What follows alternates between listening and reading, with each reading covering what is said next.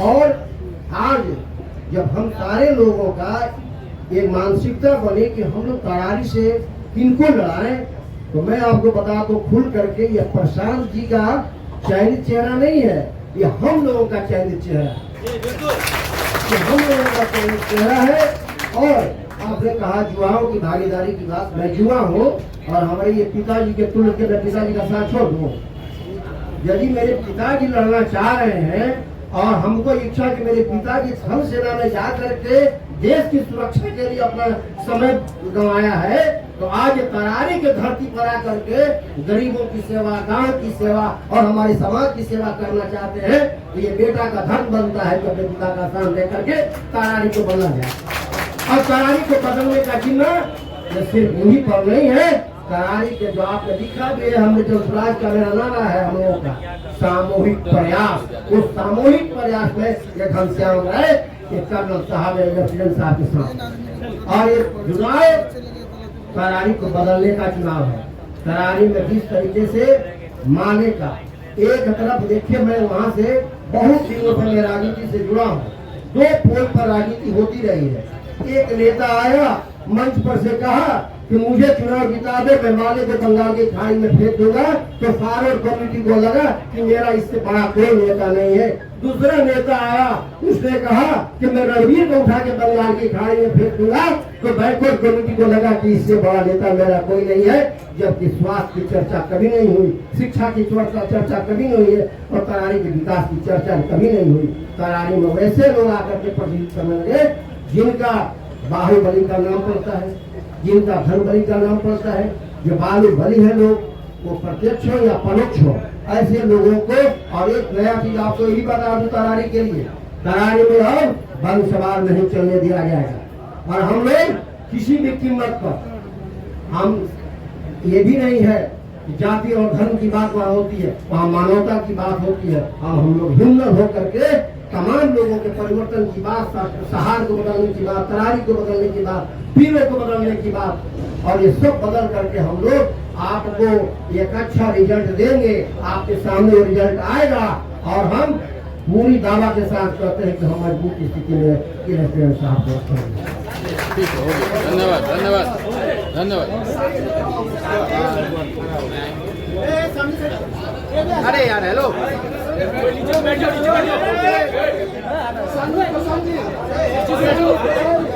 कहा रंजीत बोले कि डिस्टर्ब नहीं करेंगे। भाई बैठ जाए। हेलो, एक बार और सर, एक बार और सर।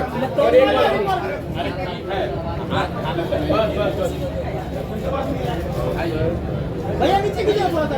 आपके टीम कब हो गया अनाउंसमेंट? अरे धीरे धीरे खाली इतने कीजिए ना तो पचे, एक की बार ज्यादा दे देंगे तो पचेगा नहीं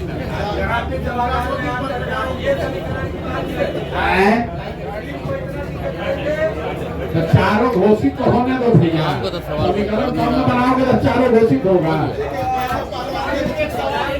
जी जी, इसके लिए क्या सवाल उठा रहे हैं?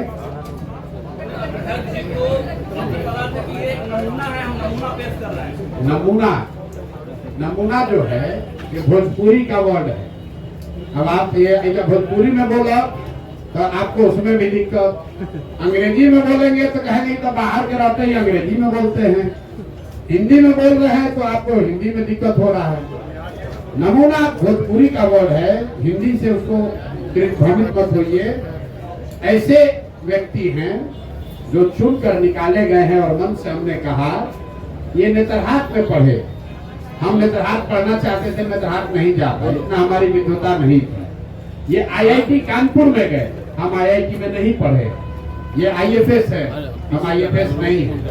तो हमारा जो कमिटमेंट है कि जो आदमी आएगा वो प्रशांत किशोर से ज्यादा काबिल होगा, तो हम मानते हैं कि हमसे ज्यादा काबिल आदमी है। आज लेफ्टिनेंट जनरल एसके सिंह आए हैं तो मैं मान रहा हूँ कि हमसे ज्यादा काबिल आदमी है। ये आप लोग कह रहे हैं कि आप ही तो हैं, दूसरा कौन? देखिए कौन कौन आदमी आ रहा है। भाई बदलाव राज्यसभा में न गए थे, चुनाव नहीं न लड़े थे, दोनों में फर्क समझिए। बिहार का एक बेटा ये चाहते तो ये राज्यसभा जा सकते हैं, प्रशांत किशोर राज्यसभा जा सकते हैं, आपको मालूम है, लेकिन हम लोग राज्यसभा छोड़कर यहाँ पर आकर अपनी मिट्टी का कर्ज अदा करने के लिए लड़ रहे हैं, ये फर्क है। एसके सिंह साहब ने कोई सरकारी पद लेकर अपना जीवन बिता सकते थे, जरूरत क्या है, एक बार आप बन गए तो सारी सुविधा उसको मिलती है। उसको छोड़कर करत में आकर करारी और पियरों का लड़ाई लड़ना, ये कहना आसान है, इतना करना आसान नहीं है। आप मुझे बताइए कि बिहार के स्वतंत्र भारत, बिहार के इतिहास में कौन आज तक कोई आर्मी जनरल जो वाइस चीफ रहा हो, वो कहीं विधानसभा के चुनाव में आकर चुनाव लड़ा हो? आप हमको बताइए। कोई लोकसभा लड़ा हो बताइए। मनोनीत पद लेना एक बात है और आकर जनता के लिए संघर्ष करना, उसके बीच में खड़ा होना अलग बात है। इसलिए इनका सम्मान। और आप लोग से अनुरोध करेंगे, सुनिए, हम 2-2.5 बरस जब हम गांव चले हैं, ये जो आप लोगों ने परिपाटी बना ली है, कोई अच्छा आदमी खड़ा होता है, आप लोग कहते हैं बिहार में ना चलेंगे, तो मेरे भाई आप ध्यान रखिए, एक अच्छे आदमी का आप मनोबल जब तोड़ते हैं, 100 अच्छा आदमी जो आकर कल बिहार सुधार सकता है, उसका मनोबल टूटता है। तो ये आपकी भी जिम्मेवारी है, पत्रकारिता कीजिए, सवाल पूछिए, लेकिन आप भी बिहार के हैं। अगर कोई आदमी अपना सब कुछ छोड़कर, प्रशांत किशोर की बात छोड़िए, अगर सब कुछ छोड़कर 70 साल की उम्र में यहाँ कर तरारी सुधारने का कोई प्रयास कर रहे हैं, तो जज्बे को सलाम कीजिए। आपका भी बिहार है और आपके बच्चों को भी बिहार में ही रहना है। नहीं, लेकिन बिहार में स्थापित काटनों के त्रिशूल को कैसे तोड़ेंगे? अभी तो आप टूट रहा है कि नहीं टूट रहा है, तो इतना पुलिस में इतना कैमरा दिख क्यों रहा है? चुनाव के नतीजे तय करेंगे ना कि आपने तोड़ा या तो नहीं। बिल्कुल, तो भाई 23 तारीख तक इंतजार कर लो भाई, काहे घबरा रहे हो? हमने आपको कहा है कि 25 तक आपको बहुत व्याकुलता है, 25 में क्या होगा, 25 में क्या होगा, तो चलो 24 में सेटल कर लेते हैं। 23 नवंबर को पता चल जाएगा कि किसका वोट कटा, किसका घटा, कौन आगे गया, कौन पीछे हुआ। 23 को हम फिर यही रहेंगे। आप हमको घेर लीजिएगा कि प्रशांत सर आपको नहीं बुझाया, देखिए आप हार गए, और सैंपल आप फिर कह रहे हैं, फिर कहेंगे तो कहेंगे नमूना कह रहे हैं। आप देखिए सैंपल, लोग कहेगा कि लेफ्टिनेंट जनरल को सैंपल कह दिया। ये जन स्वराज का एक व्यक्ति दिखा रहा है कि आने वाले समय में जन स्वराज से कैसे लोग चुनाव लड़ेंगे, ये उसकी तानगी है। अरे मुख्य चुनौती बस आपकी हमारी मानसिकता है कि बिहार नहीं सुधर सकता है, इसको चुनौती मानते हैं। जिस दिन वो मानसिकता से निकल गए, आप सब चाहते हैं कि ऐसा आदमी जीत कर आए, लेकिन आपकी मुख्य चुनौती है कि आपको लग रहा है कि ना जीतना तो चाहिए, आदमी तो बढ़िया है, जीतेगा तब ना। उस मानसिकता से लड़ाई है। जिस दिन आप उस मानसिकता से निकल गए, बिहार से ज्यादा काबिल लोगों की कोई जमीन नहीं है इस देश में, और आपको जन स्वराज में करके दिखाएंगे। अब बहुत हो गया, अब कुछ सवाल रखिए आप लोग अगले। हरियाणा और जम्मू कश्मीर में ये है, बीजेपी एक रिपोर्ट में पीछे थी, फिर भी हरियाणा ने जीता। महाराष्ट्र और झारखंड में भी चुनाव है, क्या भविष्य बीजेपी का देख रहे हैं? हम भविष्य बीजेपी का अंधकार में देख रहे हैं। बिहार में बीजेपी का भविष्य अंधकार में है। देखिए तरारी से, देखिए क्यों अंधकार में। साहब आर्मी में रहे, ऐसा तो है नहीं कि जन स्वराज का बहुत छोटा प्रयास 2 साल से हम लोग शुरू किए हैं। भाजपा जैसे दलों के पास, राजद के पास, सुशासन की बात करने वाले जदयू के पास ये मौका था कि करण के इस लाल को आगे बढ़ाते, वहां से चुनाव लड़ाते, लेकिन भाजपा किसको चुना है? किसको चुना है भाजपा भाई? किसका नाम बताइए जरा जोर से। नाम अनाउंसमेंट नहीं हुआ है? नहीं, आप लोग को मालूम है कौन लड़ेगा चुनाव? और जैसा चुना है वैसा भरेगा। तो आप ऐसा है, हम भाजपा का हम थोड़े टिकट जारी करते हैं भाई, वहां से कौन लड़ता रहा है वो आपको मालूम है।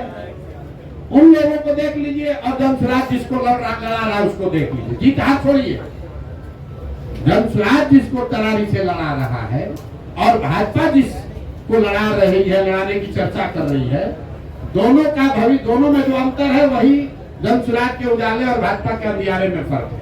ये चुनाव का सेमीफाइनल है ये। दो की लड़ाई में दूसरा निकल जाते हैं तो आपने तो कैंडिडेट उतारा है, चाहे ग्रीन पार्टी के नाम ले रहे हैं, हम नाम लिए किसी का?